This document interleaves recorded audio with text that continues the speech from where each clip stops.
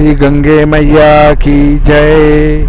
देखिए, मैं पूर्व के वीडियो में बता चुका हूँ कि दो नदियों के संगम को हम प्रयाग कहते हैं। जैसे इस पर एक प्रश्न उठा था, प्रश्न पूछा था बच्चे ने ही कि यदि 2 से अधिक नदियों का संगम हो, 3 का हो तो क्या कहेंगे, तो उसको भी प्रयाग कहेंगे। फिर 4 का हो जाए तो, फिर 5 का हो जाए तो 2 या 2 से अधिक नदियों के संगम को प्रयाग कहते हैं। अब देखिए, जो हम प्रयागराज इलाहाबाद देखते हैं तो वहाँ पर क्या है कि 3 नदियों का संगम है। दिखता 2 का है, परंतु अंदर ही अंदर सरस्वती जी भी वहाँ विद्यमान है, तो 3 नदियों का संगम है, तो उसे प्रयागराज कहते हैं। और वो प्रसिद्ध हैं क्योंकि यमुना जी और गंगा जी का मिलन है और सरस्वती जी का मिलन है। यहाँ अब आपको दर्शन कराने वाले हैं गंगा जी और विष्णुपदी गंगा जी। अब आप कहेंगे ये विष्णुपदी गंगा जी क्या है? विष्णुपदी गंगा जी कहते हैं हम अलकनंदा जी को। अलकनंदा जी विष्णुपदी गंगा है और गंगोत्री से निकलने वाली गंगा है। तो इनको एक तो गंगा जी है, एक विष्णुपदी गंगा जी है। इन दोनों का जहाँ सम्मिलन हो रहा है, दोनों जहाँ मिल रही है, वो कहलाएगा आपका प्रयागराज।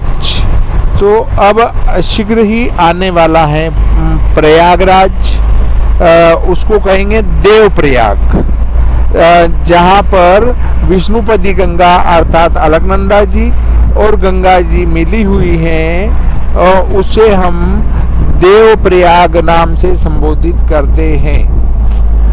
और शास्त्रों में भी यही देवप्रयाग लिखा गया है।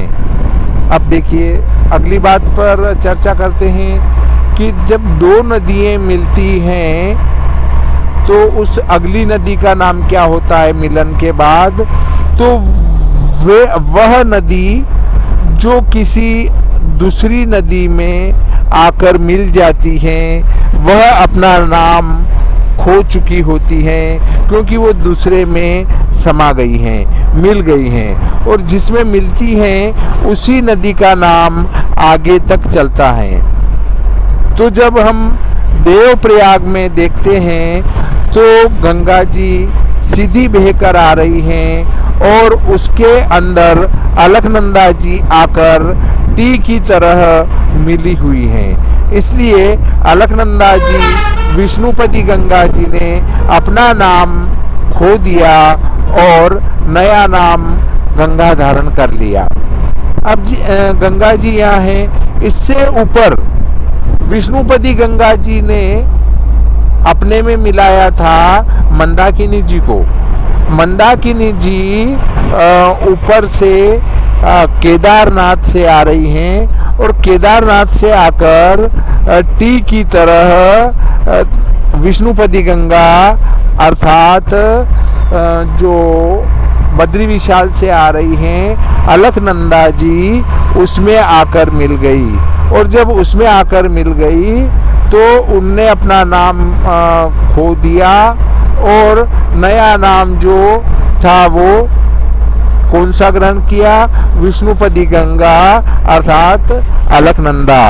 तो अलकनंदा जी में मंदाकिनी जी मिली, उस स्थान को भी प्रयाग कहते हैं, परंतु उस स्थान को रुद्रप्रयाग नाम से संबोधित करते हैं। मुख्य रूप से 5 प्रयाग हरिद्वार से ऊपर प्रसिद्ध हैं और 5 प्रयागों का अपना अपना महत्व विद्यमान है। इनमें सबसे बड़ा जो प्रयाग है उसको कहते हैं हम देवप्रयाग।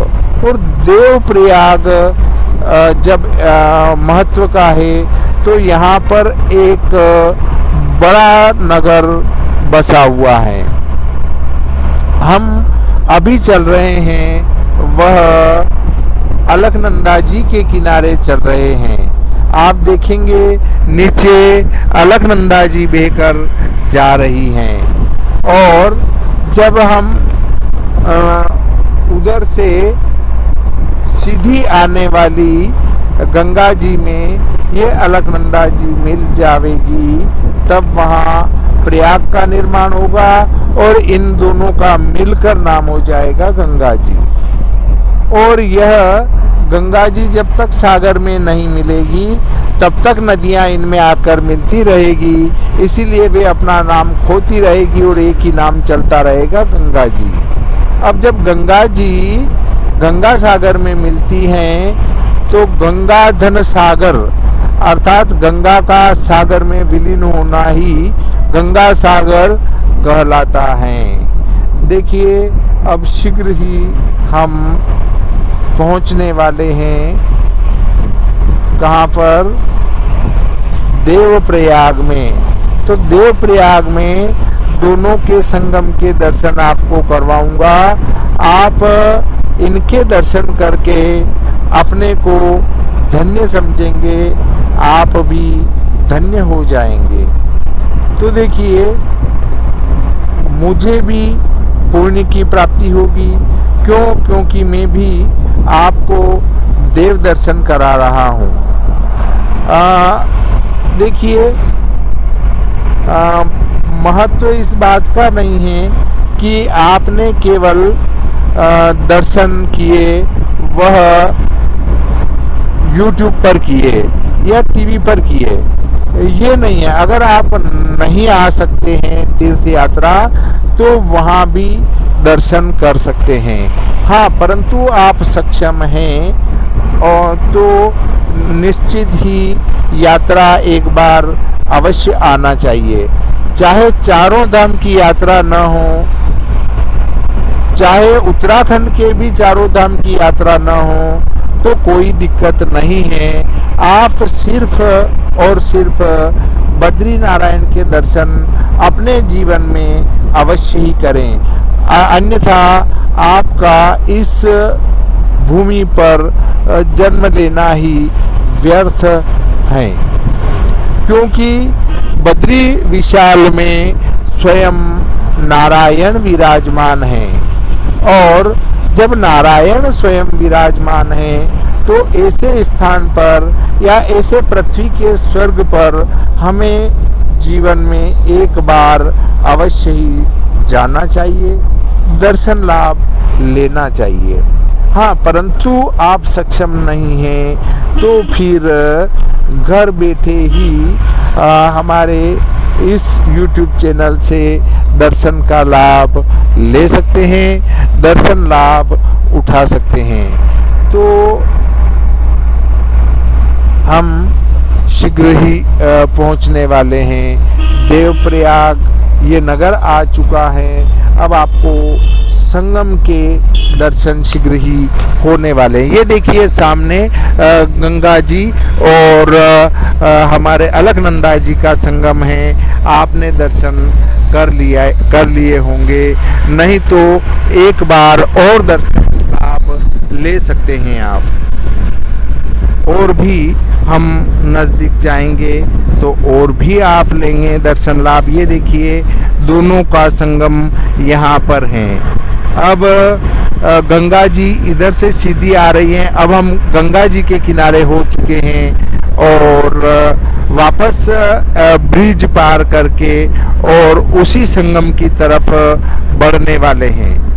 तो अभी आप संगम या दोनों के मिलन के पूर्व की जो स्थिति है वो गंगा जी की देख सकते हैं। गंगा जी का पानी अलग कलर का है और अलकनंदा जी का पानी अलग कलर का है।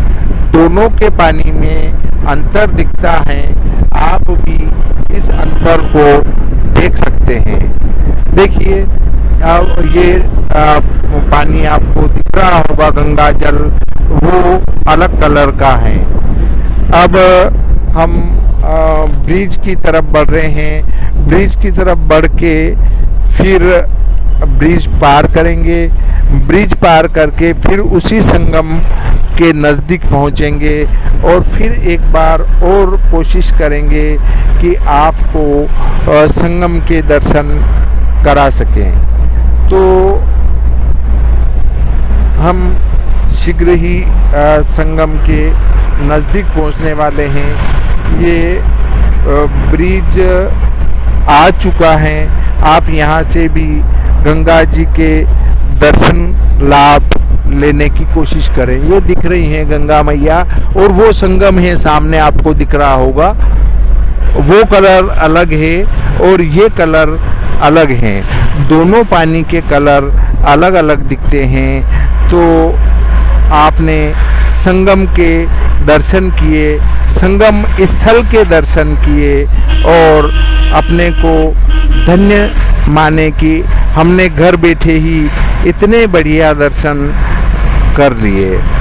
देखिए, दर्शन करने में समय लगता है, समय के साथ ही धन भी लगता है, परंतु यदि घर बैठे ही इस प्रकार से वीडियो मिल जाता है तो कोई अतिरिक्त विशेष खर्च किए बगैर ही हम इस पुण्य को कमा सकते हैं। देखिए, अब एक बार और यहाँ से तो दर्शन अब संभव नहीं होंगे। वो संगम का मंदिर है जो दिख रहा होगा आपको पीछे। संगम में उतरकर स्नान भी कर सकते हैं। ये देखिए संगम है। तो वो सामने से अलकनंदा जी आ रही है, जिस पे हम चल रहे हैं वो हमारे गंगा जी थी। अब ये दोनों मिलकर गंगा जी का रूप ले चुकी हैं। देखिए, ये आपको दर्शन हुए। अब इस प्रकार आज का ये प्रकरण यहीं समाप्त करते हैं। अब जब अलकनंदा जी और गंगा जी मिल चुकी हैं और आगे बढ़ चुकी हैं तो